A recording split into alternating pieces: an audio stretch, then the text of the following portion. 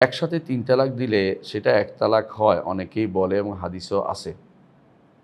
তাহলে কিছু হুজুর কেন এটাতে এটাকে মানতে চায় না। আবার কেউ মানলে বলে জিনা করছে। আমরা সাধারণ মানুষ অ্যা তাহলে কাদের কথা মেনে চলব?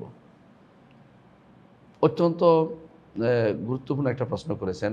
একসাথে ৩ তালাক দিলে আসলে অ্যা ৩ তালাক হয় এটা ৪ ইমামের মত। আবু হানিফা, মালিক, শাফি, আহমদ ৪ ইমামের মত।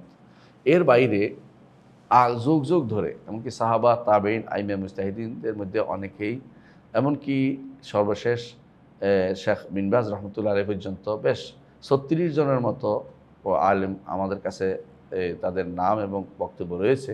তারা ৩ তালাক একসাথে দিলে ১ তালাক হবে বলেছেন। ১ তালাক হবে বলেছেন। তো ১ তালাক হলেও কিন্তু খেয়াল করেন ১ তালাকও যদি হয় তাহলে একজন মানুষ কিন্তু তার বউ কিন্তু ইদ্যত পালন করে চলে গেলে অন্যখানে বিয়ে বসতে পারে।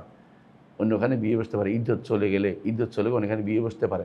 সুতরাং কেউ যদি বলে যে ৩ তালাক হলে ১ তালাক হবে, সেখানে সে কেন আরেকখানে বিয়ে বসছে, এটা তার এই বক্তব্য বা জিনা হচ্ছে এই বক্তব্য বলা ঠিক না। এটা তার ফিকহি দৃষ্টিকোণ থেকে কসুর। এটা বলতে পারে না।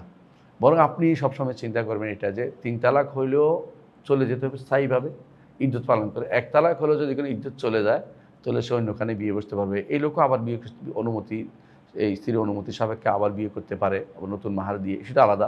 কিন্তু অন্যখানে বিয়ে হতে পারে। সুতরাং এখানে জিনা ব্যভিচার হচ্ছে এই জাতীয় কথাগুলি বলা যাবে না। এগুলি এই যে মুখতালাফি মাসআলাতে, মতভেদপূর্ণ মাসআলাতে এই জাতীয় কথাবার্তা বলা জায়েজ নাই যে অমুকের এটা হচ্ছে না। কারণ মতভেদ যেখানে আছে সেখানে শরীয়তে ছাড় আছে। আপনারা ভালো করে জানেন যে ইমাম আবু হানিফা রহমতুল্লাহ আলাইহির নিকট অজুর ফরজ ৪টি। অন্য ইমামদের নিকট ৬টি, ৭টি, কারো কাছে ৮টি এরকমও আছে, কারো কাছে ৯টাও আছে। তাহলে আপনি যদি বলেন যে আবু হানিফা রহমতুল্লাহ পদ্ধতিতে কেউ যদি অজু করে তার নামাজে হয় না, তাহলে আপনি বাড়াবাড়ি করলেন। কারণ এগুলো মাসাইলগুলি মতভেদপূর্ণ মাসালা। যেখানে মতভেদ আছে সেখানে শরীয়তে কিছুটা ছাড় আছে। মতভেদ জায়গা আপনি যতক্ষণ বুঝাতে না পারছেন যে আরও ফরজ রয়ে গেছে ততক্ষণ পর্যন্ত তারও সালাত হবে এবং যিনি তার পিছনে নামাজ পড়ে তারও সালাত হবে। সুতরাং এখানে এই জাতীয় জায়গা তো তালাকের জায়গা তো আপনি যখন দেখতে পাচ্ছেন যে প্রত্যেকেরই দলিল আছে। যারা ৩ তালাক বলে তাদেরও দলিল আছে, যারা ১ তালাক বলে তাদেরও দলিল আছে। এখানে উভয়ের দলিল আছে। উভয়ের দলিল থাকার কারণে আপনি কাউকে জিনা করছে, ব্যভিচার করছে এটা বলা আপনার জন্য কখনো উচিত হবে না। এখন প্রশ্ন হচ্ছে আপনি কোনটা নিবেন? আপনি যেটা বলছেন সাধারণ মানুষ কোনটা নিবেন? সাধারণ মানুষ যার ফতোয়াকে শক্তিশালী মনে করেন, প্রবৃত্তির টানে নয় বা বউ রাখার জন্য নয়, যেটাকে আপনি মনে করেন যে আমি দলিল ভিত্তিক পেয়েছি, উনি দলিল ভিত্তিক কথা বলেছেন, আমার কাছে দলিল পছন্দ হয়েছে পড়েছেন, আপনি বলবেন যে তাহলে আমি ওইটা নিব, এটা নিতে পারবেন। আর যদি বলেন যে আমি তো দলিল বুঝি না, আমি আলেমদের কথা নেব, আপনি যে আলেমের কথা আপনার কাছে বিশ্বস্ত মনে হয়, যে আলেমের কথা আপনার কাছে মনে হয় যে তিনি অবশ্যই গ্রহণযোগ্য এবং তিনি বেশি জানেন, এবং তিনি পরহেজগার মোত্তাকি বেশি, তার বক্তব্য নিয়ে আপনি আমল করতে পারেন। শরীয়তে এতে কোনো বাধা নেই এবং এটা আপনি এই সাধারণ ফতোয়ার ভিতরে থাকতে হবে। আর যখন এটা সরকারি ডিগ্রি চলে আসে কোনো বিষয়ে যে আপনাকে বিচারকের পক্ষ থেকে কোনো একটা জিনিস মানতে বলা হচ্ছে, তখন আপনাকে সেটাই মেনে নিতে হবে যেটা কোর্ট থেকে আপনার জন্য বলে দেওয়া হবে। তাহলে আপনি বুঝতে পারছেন যে এই সমস্ত জায়গাতে আপনি বাড়াবাড়ি করা কোনোভাবেই উচিত হবে না।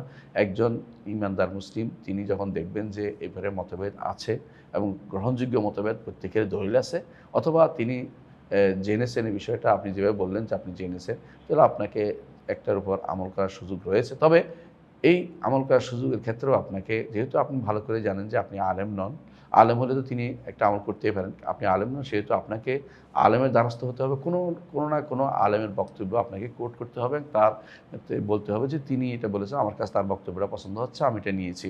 কিন্তু এমন কোনো জায়গাতে সেটা আপনি আরেকজনকে ফতোয়া দিয়ে বেড়াবেন না, যেটা হয়তো তিনি আপনার এই আলেমকে গ্রহণযোগ্য মনে করছেন না। এটা আপনাকে খেয়াল রাখতে হবে।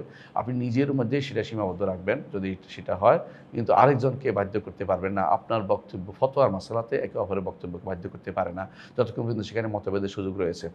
তো আলহামদুলিল্লাহ আমরা বুঝতে পারলাম যে এই মাসালাতে মতভেদের সুযোগ রয়েছে। সেখানে আমাদেরকে যেখানে সুযোগ আছে, সেখানে শরীয়তে ছাড় আছে, সেখানে বাড়াবাড়ি না করি আমরা। আল্লাহ আমাদের বোঝার তৌফিক দান করুন।